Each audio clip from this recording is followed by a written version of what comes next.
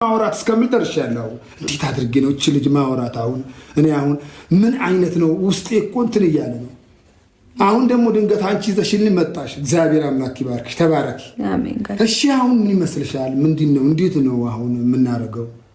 እስኪ እኔ እንጃ ጋሼ ምን ማድረግ እችላለሁ?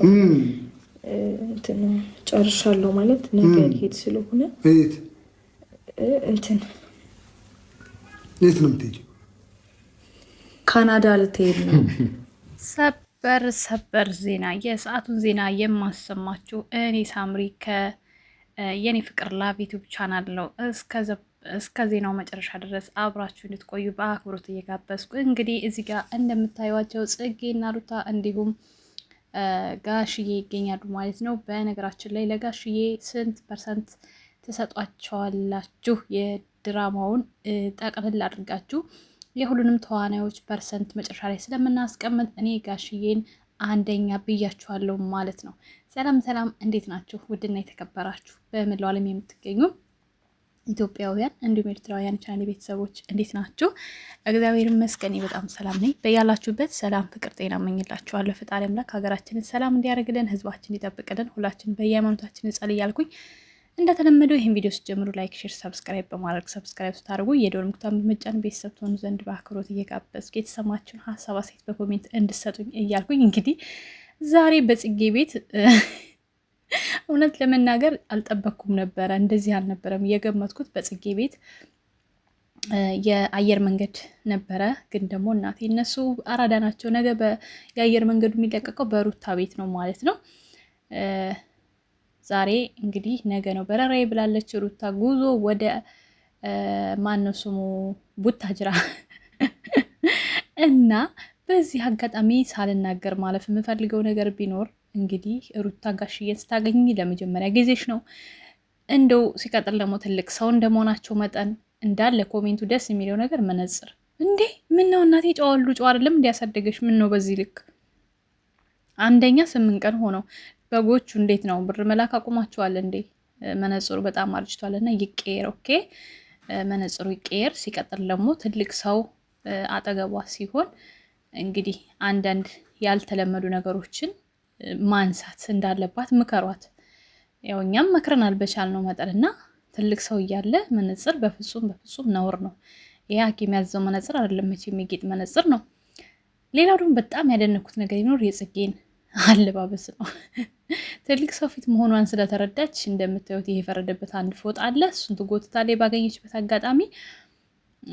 ያው ዛሬ ደግሞ ተነስቶባታል ጽጌ። ሰሞኑን ትንሽ ትሻል ነበረ፣ እምብርቷን በልጥጣ መታለች እና እሱን ሸፈን አድርጋለች። ቢያንስ ትልቅ ሰው ፊት መሆኗን አሳይታለች። እንግዲህ እዚህ ጋር አንድ ስህተትና አንድ ጥሩ ነገር ስላየሁኝ ሳልናገር ማለፍ ስላልፈለግኩኝ ነው እና ሸፈን አድርጋለች። ቢሆንም የሱ ይችላል። ጋሽዬ ደግሞ እንግዲህ በቃ ያው ትወናውን በደንብ አጧጥፎታል። ባለቀ ሰዓትም ቢሆን ያስገቧቸው በቃ ጥሩ እንትን ላይ ናቸው ያሉት። እንትን አለች አሁን ጋሽዬ ማይሙት ይህም ሁሉ ጊዜ ቪዲዮን ሳየው ቀርተው ነው ወደ ካናዳ ሊሄድ ማለቷን ሳይሰሙ ቀርተው ነው። ሲቀጥል ደግሞ ጋሽዬ ቤት እንደነበሩ በደንብ ታውቃለች። ያው እኛ ድራማ ነው እያልን ነው ሁሉ ነገር መዝለል የፈለግ ነው እና ብዙዎቻችሁ ጽጌዬ ጊዜ ርስትሽ ስሞን ልጫት የነበራችሁ ብዙ ዛሬ እንደው እናንተ እኮ ተለጣፊ ናችሁ። ጠቅላላ በጎቹ ተለጣፊ። ሩታና አብርሽ የምትደግፉ ሰዎች አቋም የሚባል ነገር የላችሁም። ግርም ነው የሚለኝ። ምክንያቱም ስህተት በሰሩ ቁጥር የሆነ በቃ ባንዴ ግልብጥ፣ ጥሩ ነገር ሲሰሩ ባንዴ ግልብጥ የሚል አይነት ባህሪ ነው ያላችሁ እና አሁን ጽጌን አይንሽ ላፈር ስትሏት ከርማችሁ ዛሬ ብቻ በዚህ ቪዲዮ ጋሽዬ ጋር ይዛ ስለመጣ ብቻ ተባረኪ ደግ አደረግሽ እንኳን ይዘሽ አመጣሽ ኝኝኝኝ ትላላችሁ። አይ የእናንተ ነገር ሰው እንዲድራ መሆኑ እንኳን ለማጨብጨብ እንኳን ራሱ እኮ እንትን ይላል። ግን ደስ የሚለው ነገር አብዛኛው ሰው ገብቶታል። አሁን ላይ ቪው ግን አይቻል አቅም የማንኛቸውንም ቪው እንደዛው ነው፣ ቀንሷል ጨምሯል የሚለውን አይቻል አቅም እና ሰው ሰልችቶታል። አሁን ላይ ቶሎ እንኳንም በቃ ለመቀልበስ ሞከራችሁ። እንግዲህ እነሱ ሁለቱ ሲታረቁ መጨረሻ ላይ ከፍቅር ጋር ያለው ነገር ደስ የሚል ነገር እነ ምቀኞች የምታፍሩበት፣ ፍቅርዬ ይቅርቤን የምትሉበት፣ ፋንሻ ፋሚሊዎች ደግሞ የምንደሰትበት ነገር አለ እንዳለ አውቃለሁ አምናለሁ። ስለዚህ እስከዛ ድረስ እኛም እየፈተፈትን እንጠብቃለን።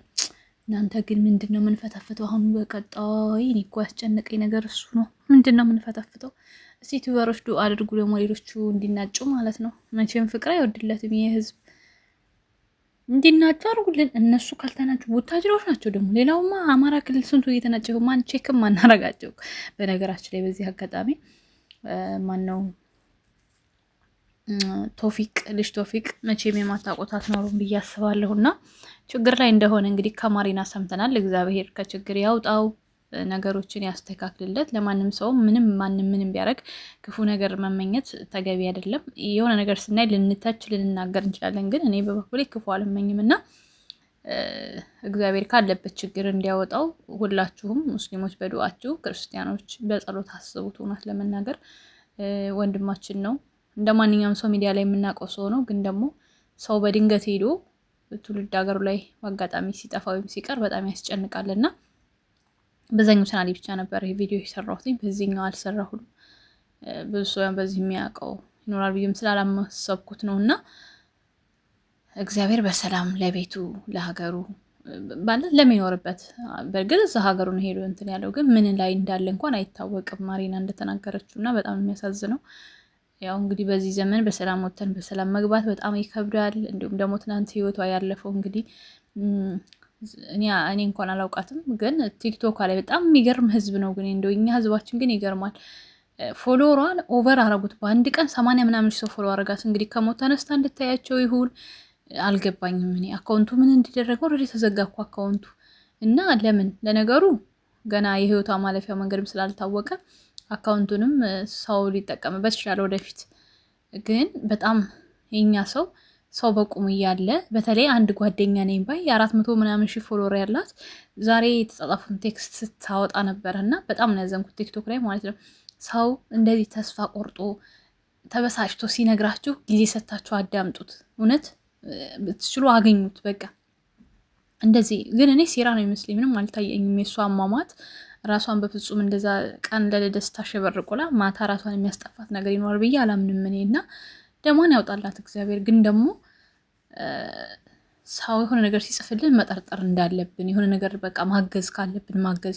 በጣም ብዙ ሰው አይቻለሁ እዛ ስር ተስፋ የቆረጡ ልጆች። በቃ ደከመኝ እኔ ለስንቱ ጽፍ ሄድ ይቻል ኮሜንቶች እያየሁ በጣም ነው ያዘንኩትኝ። ብዙ ሰው ራሱን ለማጥፋት እንደተዘጋጀ ነው ያየሁትኝ። እና ለምንድን ነው ራሳችንን ለሞት ለሰይጣን ለመገበር የምንነሳው? ታው እህቶቼ ወንድሞቼ፣ እውነት የማያልፍ ነገር የለም፣ ሁሉም ያልፋል። እኔ በነገራችን ላይ ማለት ነው እንደሌላ ሰው ብሆን ብዙ በህይወት ላይ ያለፉ ነገሮች ራሴን ማጥፋት አለብኝ የሚያስብሉ ነገሮችን አልፌያለሁ። ግን እግዚአብሔር ይመስገን አንድም ቀን ራሴን ስለማጥፋት አስቤ አላውቅም።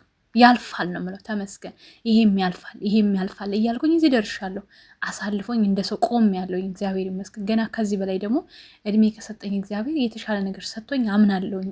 ተለውጬ ታሪክ ብዬ እንደማወራው ማለት ነው። እና አንዳንድ ጊዜ በብዙ ነገሮች ትፈተናላችሁ፣ በብዙ ነገሮች ትከበባላችሁ። ገንዘቤን አጣሁ፣ ገንዘቤን ከላይ በላኝ፣ ምንም የለኝም፣ እንደዚህ ነኝ። ከምንም በላይ ጤናችሁን ለምኑ። በተለይ በሰው ሀገር ላይ ሆናችሁ ራሳችሁን የሚያስጨንቃችሁን ነገር ለፈጣሪያችሁ ስጡ። እውነቴን ነው የምነግራችሁ። እና ከሀገሬ ፈተና ጨርሼ መጣው ብዬ እዚህ ሳስብ እዚህም ራሱ የገጠመኝ ፈተና ማለት ነው 1 ዓመት ያሳለፉት ፈተና እንዴት ልንገራችሁ። አሁን ላይ ደግሞ ክብር ለድንግል ማርያም ልጅ ስለታገስኩ ነገሮች ለበጎ እያልኩ እያለቀስኩ ለፈጣሪ ብቻ በቃ እና እኔም በቃ ትንሽ ልጁ የፈጣሪ ልጁ እስከሆንኩኝ ድረስ በጊዜ ሂደት ነገሮች እያስተካከለልኝ መጣ። እና ሰው የማይፈተን የለም። የእውነቴን ነው የምነግራችሁ። እኔ ከኔ ባሰ ህይወት ፈተና አሳልፋችሁ አይደለም አሁን ራሳችሁን ለማጥፋት የምትሞክሩት፣ በእርግጠኝነት ማለት ነው። ግን ደግሞ ብዙ ኮሜንት ሳይ አሁን አንድ በጣም የመሰጠኝ ኮሜንት ሳይ እኔ የዚህን ያህል ስንት ወር እንደሆነች አላውቅም። ስንት ወር እንኳን አለች 2 ዓመት ምናምን ሆናታል። ልጅ አለች። ከባለቤቴ ጋር ተጣለች። ባለቤቴ ሊገለኝ ሲያስብ ትቼ ወጣሁኝ። የማስተዳደርበት አቅም ስለሌለኝ አሁን ጎዳና ላይ ከወደኩኝ 20 ቀኔ ነው።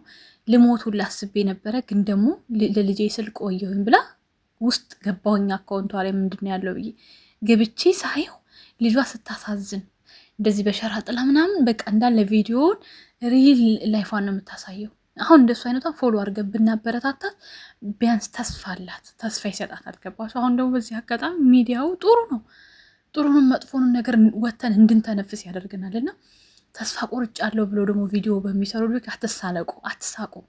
ምክንያቱም የባሰን የሚገፋፋቸው ለካ እኔ ሰው የለኝም ለካ ፈላጊ የለኝም ብለው እንዲበሳጩ ስለሚያደርጋቸው በተቻላችሁ መጠን እንደዚህ አይነት ቪዲዮዎችን ስታዩ መሳቅ ወይም ደግሞ መሳለቅ ሳይሆን በውስጥ መስመር የሚሆን በኮሜንት የሚሆን እነሱን ሊያግዛቸው እና በቃ ሊነሱበት የሚችሉትን ነገር ብታስቀምጡላቸው ከፈተና መውጣት ይችላሉ ብዬ ነው የማምነው። ቤተሰቦች እንግዲህ በመጣሁበት ሀሳብ ከፊት ላይ ትንሽዬ ብቻ ብዬ ቁም ነገር ላስቀምጥ የፈለግኩበት ነገር ስላለኝ ነው። አንዳንዴ ቁም ነገሮችን እንስማ፣ ቁም ነገሮችን እንይ። እውነቴን ነው የምነግራችሁ። ለምን በተለይኛ በሰው ሀገር ላይ እያለን ብዙ ነገሮችን ነው የምናሳልፈው አይደለ? ግን ደግሞ ተስፋ መቁረጥ የለብንም። ነገም እንደነዚህ ገብተን እንዴት ነው በነፃነት ሀገራችን ላይ መኖር የምንችለው? እንዴት ነው ማድረግ የምንችለው? አንዳንዴ ለራሳችን ጊዜ ሰተን እስኪ እንወያይ ለማለት እወዳለሁኝ። በኮሜንትም ደግሞ የተሰማችሁን ሀሳብ አስቀምጡልኝ። ላይክ፣ ሼር፣ ሰብስክራይብ አድርጎ ወዳችኋለሁ። መልካም ጊዜ ይሆንላችሁ። ቻው ቻው።